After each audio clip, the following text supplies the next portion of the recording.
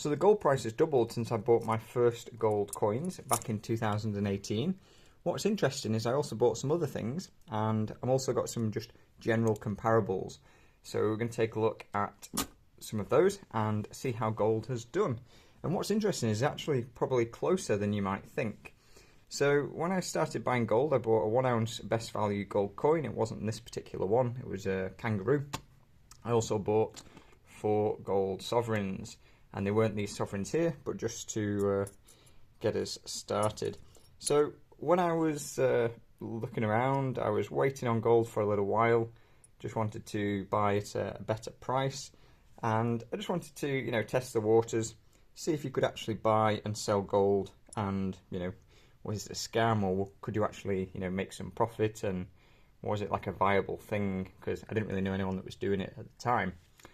So yeah, it was about February, I bought 4 coins, and then I bought the 1 ounce in March, or the other way around, something like that.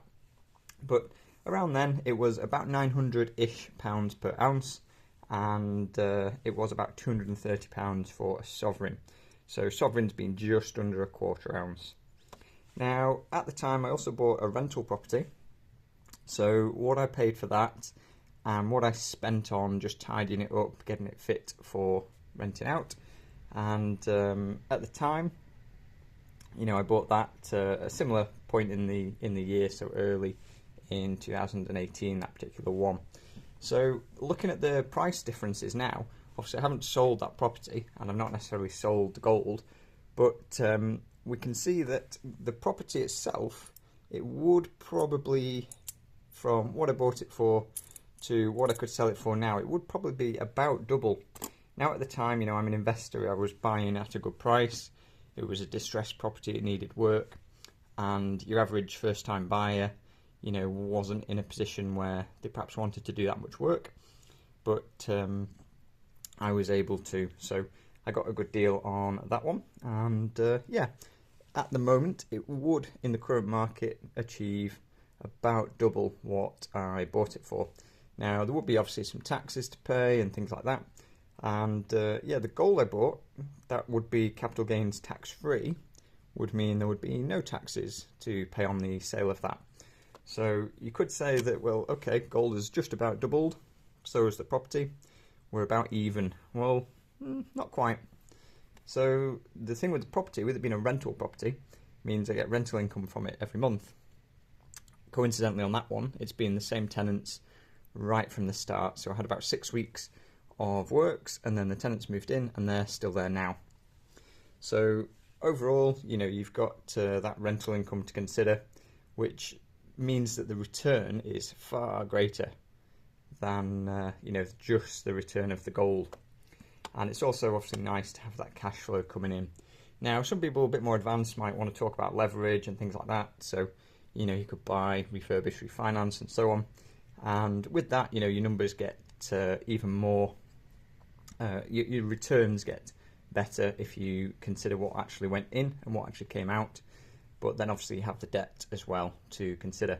And with interest rates being a tiny bit higher than when I first bought, not really an issue for me anyway, but if you were using leverage and debt, then it might have, you know, caused you a little bit less cash flow in the more recent times. So some other interesting things, I also buy shares in companies. Now, one I don't own, or didn't own, sorry, in 2018, but has done rather well, quite a lot of people talking about it at the moment, is Nvidia. That is up 2,000%. So our mere 100% return in gold starts to look a little bit less exciting when you look at something like Nvidia, you know, going up something like 2,000%. Now, we could sort of pick and choose loads of different companies. Rather than do that, the S&P is up about 110% in the same time. So if you include dividends, or if you reinvested and compounded, then obviously that would be greater. So the problem with gold, it doesn't actually compound.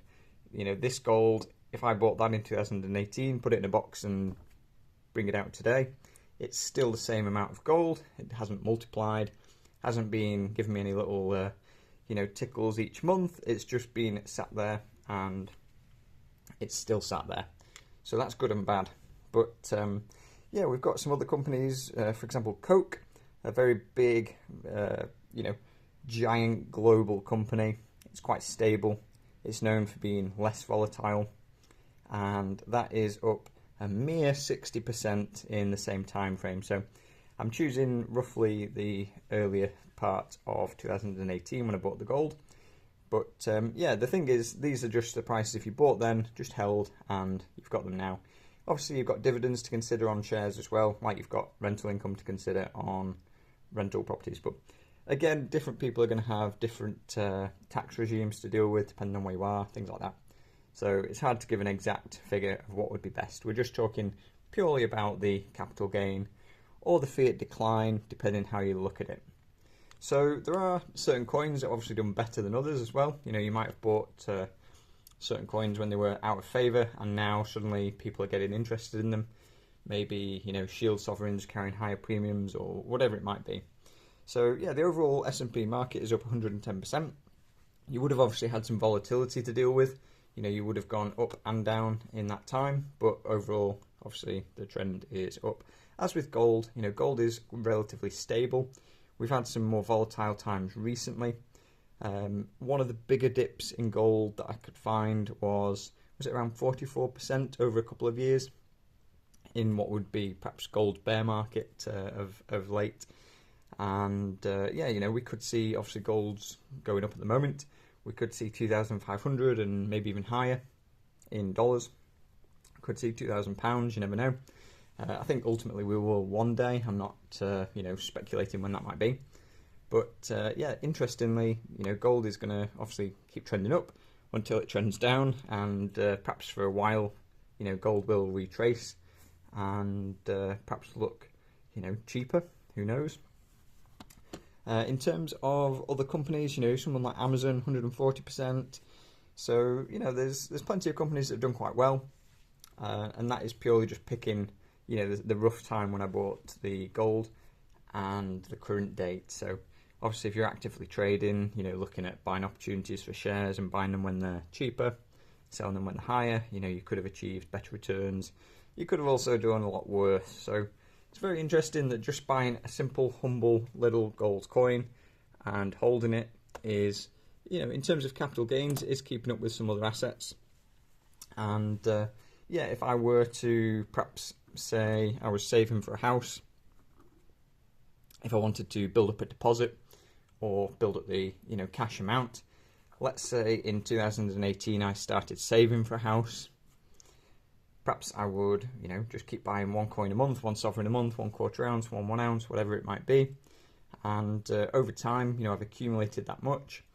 And it's also roughly kept up with the inflation of house prices in this country, at least. There's going to be some areas it's gone up more, some areas it's not really gone up as much.